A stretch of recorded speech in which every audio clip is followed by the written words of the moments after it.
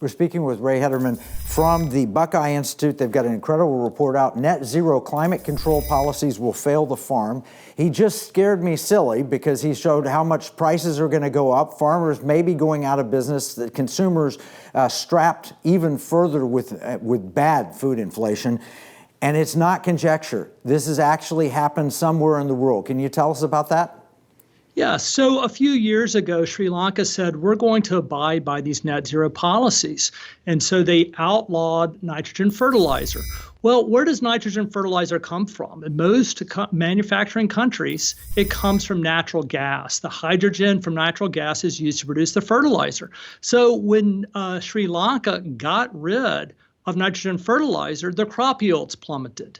And so as a consequence, we have seen Sri Lankan food prices double.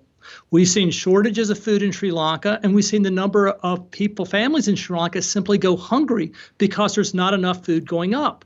You know, farmers use fertilizer to increase crop yield, and more abundant food means people aren't going hungry. And so when you're outlawing efficient farming practices that we've seen, the consequence is there's less food available.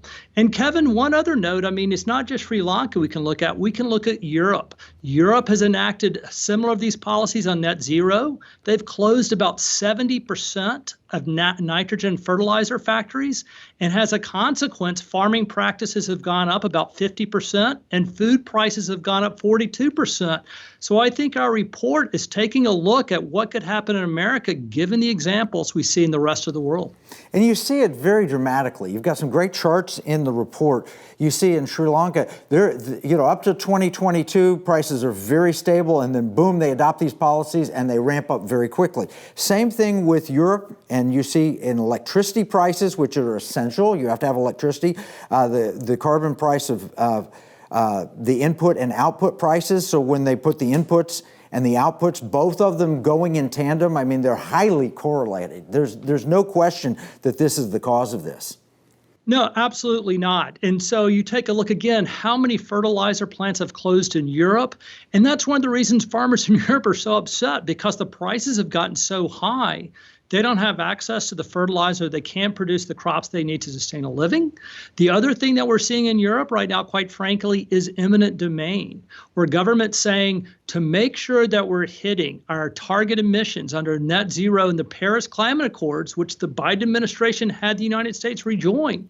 You have governments in Europe saying, we're going to take over family farms.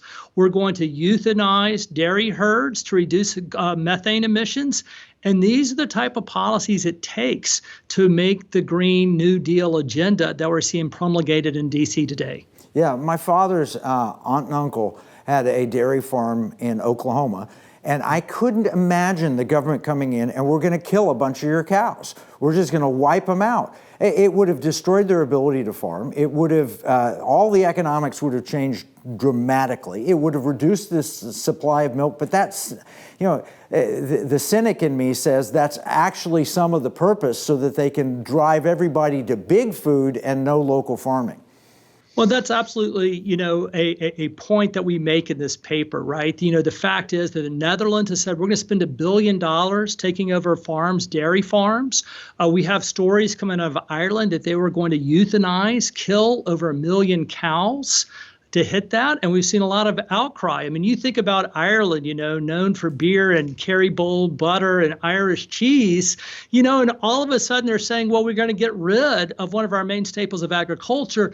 That just shows a lot of really the type of sacrifices people must make to hit these mandated targets coming from government.